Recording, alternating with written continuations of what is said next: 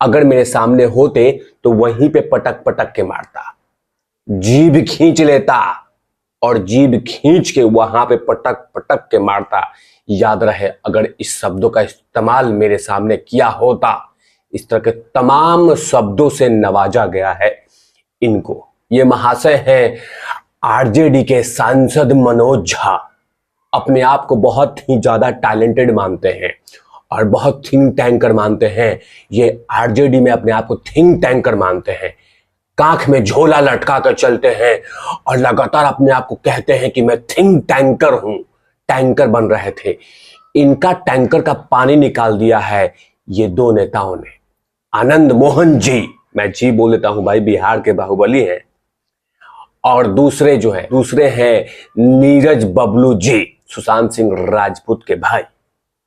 मैंने इन दोनों नेताओं ने मिलकर मनोज झा की इज्जत उतार कर रख दी। अब मनोज झा क्यों ऐसे इज्जत ले रहे हैं, क्या जरूरत आन पड़ी कि इनको इन शब्दों से नवाजा जा रहा है कि मतलब जीभ खींच लेता, पटक पटक के मारता, दे घूसड़ मारता, ये तमाम शब्दों से इनको नवाजा जा रहा है। ऐसा क्या कर दिया?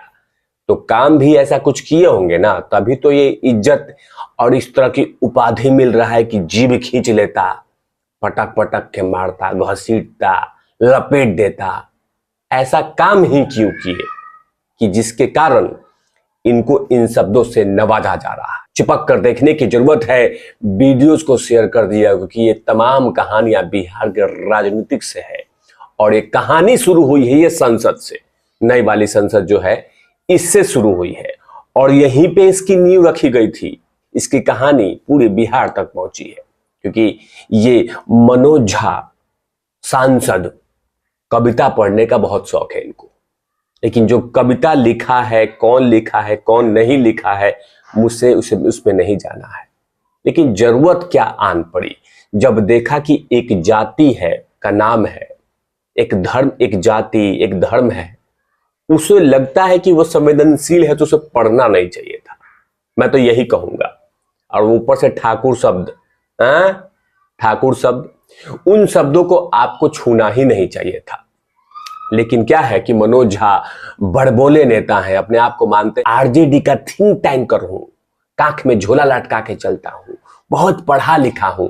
तो इनकी सारी पढ़ाई निकाल कर रख दिया आनंद मोहन ने और साथ में नीरज बबलू जो सुशांत सिंह राजपूत के भाई है, उन्होंने इनकी एजुकेशन निकाल कर रख दिया है।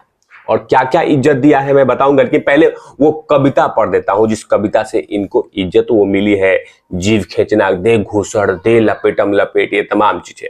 पहले ये देखिए क्या कविता पढ़ा, लेकिन मैं पहले हाथ जोड़ के विनती कर दूं कि ये कविता का समर्थन मैं नहीं करता। मैं पहले ही बोल देता हूं ना, मैं इस कविता का समर्थन करता हूं। मैंने सिर्फ ये कविता पढ़ी है, वो भी विवाद के कारण पढ़ रहा हूं। ये विवाद के कारण मैं फिर से बोल रहा हूं कि ना मैं इस विवाद में पढ़ने वाला हूं और ना ही मैं इसका समर्थन करने वाला हूं, ये तमाम कविता का। मैं पहले ही बोल देता हूं, नहीं तो वरना मुझे भी जीभ खींचना और कुटम कुट हो जाएगा। दरअसल ये कविता महिला आरक्षण बिल पर पढ़ते हुए मनोज झा ने ओम प्रकाश वाल्मीकि की कविता पढ़ी थी। चूल्हा मिट्टी का, मिट्टी तालाब का, तालाब की, तालाब ठाकुर का। भूख रोटी की, रोटी बाजरे की, बाजरा खेत का और खेत ठाकुर का। ये बोल दिया। बैल ठाकुर का, हल ठाकुर का, हल की मूठ पर हथेली, अपनी फसल ठाकुर की। कुआं ठाकुर का, पानी ठाकुर का, खेत खलिहान ठाकुर के, गली मोहल्ले ठाकुर के, फिर अपना क्या, गांव शहर देश। ये कविता महिला आरक्षण बिल के पर बात रखते हुए मनोज झा ने ओम प्रकाश वाल्मीकि की कविता पढ़ी थी। अब जाहिर सी बात है, तमाम कविता पर आपने देखा होगा कि किस जाति को लेकर टारगेट किया गया है। अब किस जाति को लेकर सवाल उठाए गए थे, मतलब ठाकुर शब्द। और यही शब्द सुनते ही बिहार के वो तमाम ठाकुर के नेता ने इनकी अच्छे से क्लास लगा दी है। वैसे मैं मैं मानता हूं कि इस तरह की तमाम चीजें नहीं होनी चाहिए थी, लेकिन एक बार कास्ट तो देख लेते। मनोज झा जी, ठाकुर, ठाकुर शब्द नहीं बोलना चाहिए था। जगह कि ये बहुत संवेदनशील शब्द है तो इसको छूना ही नहीं चाहिए था। ये बहुत बहुत बड़ी विवाद है, बहुत बड़ी डिस्कशन हो सकता है इसके ऊपर। ये बहुत बड़ी डिस्कशन है, इस पे आपको छूना ही नहीं चाहिए था। लेकिन हाँ, आप तो कहीं ना कहीं ये कहेंगे कि ये आपको जरूरत नहीं था, इस सब चीजों से दूर बचना चाहिए था। क्योंकि देखिए, किसी का कविता कौन अपने प्रारंभ पे लेके चल रहा है, कौन से कविता ने, कौन सा कवि ने किस तथ्य में लिखा है, ऐसे ही उठा के नहीं पढ़ना चाहिए। और जब आपने देखा कि इस कविता में एक जाति का नाम है तो इसे छूना ही नहीं चाहिए था, इससे बच के रहना चाहिए था। लेकिन उसके बाद क्या था? उसके बाद क्या था कि जैसा कविता धीरे धीरे आगे बढ़ता गया, वायरल होता गया, उसके बाद क्या था कि आनंद मोहन अभी फिलहाल जेल से बाहर निकले हैं। उन्होंने तो यहां तक कह दिया, राजपूत समाज के नेता और पूर्व सांसद आनंद मोहन अब मनोज झा पे भड़क गए हैं।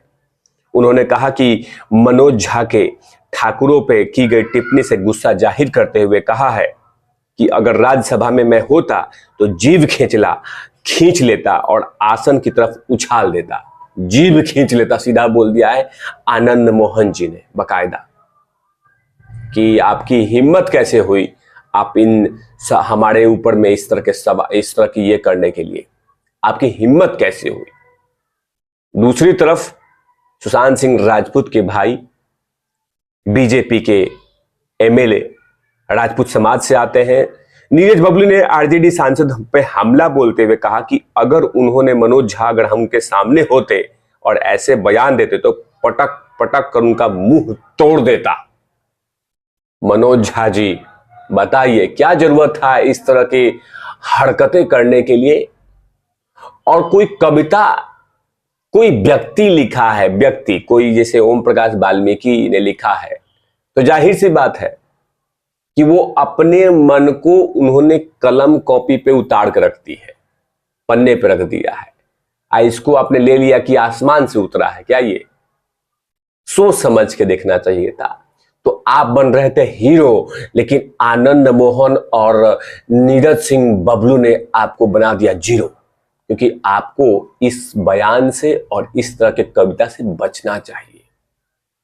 और मैंने हमेशा से कहा है, किसी जाति धर्म पे बोलने से पहले एक बार बहुत सारी तथ्यों को देख लेना चाहिए। लेकिन नहीं, मनोज झा भी बड़बोले हैं, बहुत अपने आप को थिंक टैंकर मानते हैं, ऐसा कि मानो जैसे इनके जैसा पढ़ाकू कोई है ही नहीं।